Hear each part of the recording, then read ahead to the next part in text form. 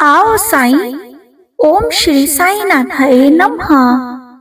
सच्ची भक्ति क्या होती है, आइए आज हम सब लोग मिल करके इस कहानी के माध्यम से जानते हैं। शहर में एक अमीर सेठ रहते थे। उनके पास बहुत पैसा था और वो फैक्ट्रियों के मालिक थे। एक शाम अचानक उनको बहुत बेचैनी होने लगी। डॉक्टरों को बुलाया गया, सारी जांचें करवाई गईं, पर कुछ भी नहीं निकला। लेकिन उनकी बेचैनी तो बढ़ती ही जा रही थी। उनके समझ में नहीं आ रहा था कि क्या हो रहा है। रात हुई, नींद की गोलियां भी खा ली, पर न नींद आई और उनकी बेचैनी बढ़ती ही जा रही थी। और वो इस तरह रात में उठकर 3 बजे घर के बगीचे में घूमने लगे। घूमते घूमते उनको लगा कि बाहर थोड़ा सा सुकून है, तो वो सड़क पर निकल पड़े। चलते चलते हजारों विचार मन में चल रहे थे।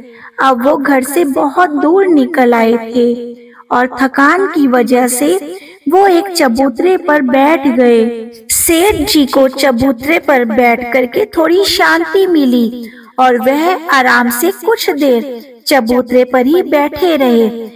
इतने में वो क्या देखते हैं कि एक कुत्ता आया और उनकी चप्पल उठाकर ले गया। सेठ ने देखा तो वह दूसरी चप्पल उठाकर उस कुत्ते के पीछे भागे।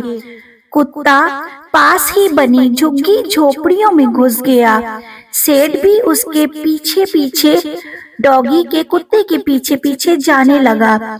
सेठ को करीब आता देखकर कुत्ते ने चप्पल वहीं छोड़ दी और चला गया। सेठ ने राहत की सांस ली और अपनी चप्पल पहनने लगे। इतने में उन्हें किसी के रोने की आवाज सुनाई दी।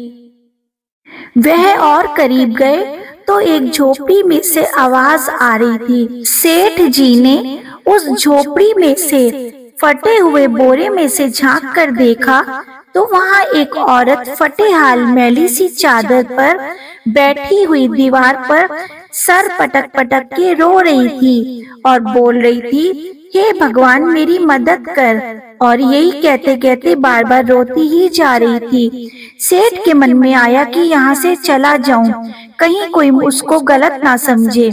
वो थोड़ा आगे बढ़ा तो उसके दिल में ख्याल आया कि आखिर वो औरत क्यों रो रही है, उसको क्या तकलीफ है। और उसने अपने दिल की सुनी और वहाँ जाकर दरवाजा खटखटाया। उस औरत ने दरवाजा खोला और सेठ को देखकर घबरा गई।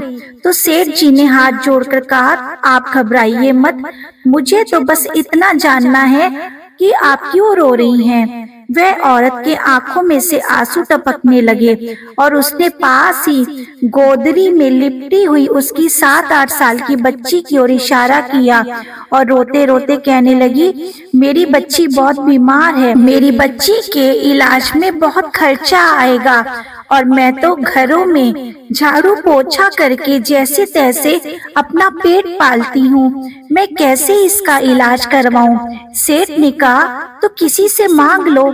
इस पर औरत बोली, मैंने सबसे मांग कर देख लिया, खर्चा बहुत ज्यादा है, कोई भी देने को तैयार ही नहीं है। तो सेठ ने कहा, तो ऐसे रात को रोने से क्या तुमको पैसे मिल जाएंगे। तो औरत ने कहा, नहीं, कल एक संत यहाँ से गुजर रहे थे तो मैंने उनको अपनी सारी समस्या बताई।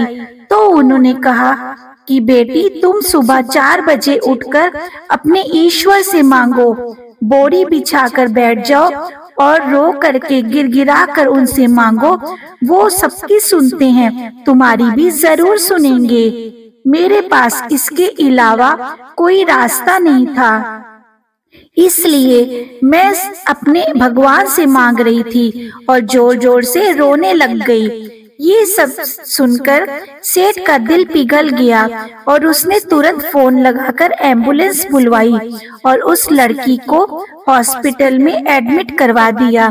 डॉक्टर ने 1.5 लाख का खर्चा बताया तो सेठ जी ने उसकी जवाबदारी उसने ऊपर ले ली।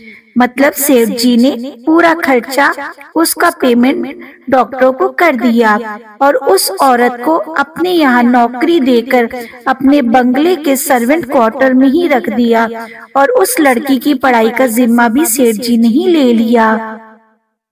वो सेठ कर्म प्रधान तो था ही और नास्तिक थे। अब उनके मन में सैकड़ों सवाल चल रहे थे, क्योंकि उनकी बेचैनी तो उस वक्त ही खत्म हो गई थी जब उसने एम्बुलेंस को बुलवा लिया था। वह ये सोच रहा था कि आखिर कौन सी ताकत है जो मुझे वहां तक खींच ले गई। क्या यही ईश्वर है? और यदि ये ईश्वर है तो सारा संसार आपस में धर्म जाति पाति के लिए क्यों लड़ते रहते हैं? क्योंकि न मैंने उस औरत की जाति पूछी, न ही ईश्वर ने जात पात देखा, बस ईश्वर ने तो उसका दर्द देखा और मुझे इतना घुमाकर उस तक पहुंचा ही दिया। अब सेठ समझ चुका था कि कर्म के साथ साथ सेवा भी कितनी जरूरी है, क्योंकि इतना सुकून तो सिर्फ सेवा करने से ही आ सकता है। जीवन में जो उसको सुकून कभी नहीं मिला था, वो ये इसको सेवा करने से ही सुकून मिला। अब सेठ जी को समझ आ गया था कि ईश्वर की असली भक्ति जो है ऐसी सेवा करना ही है। यदि ईश्वर की आप कृपा पाना चाहते हैं, उनकी रहमत पाना चाहते हैं, तो इंसानियत को मत भूलिए, इंसानियत को अपना के ही रखिए और समय समय पर सबकी मदद करते रहिए। जो लाचार हैं, बेबस है, उनकी सहायता करते रहिए। ईश्वर आपके आसपास ही हैं।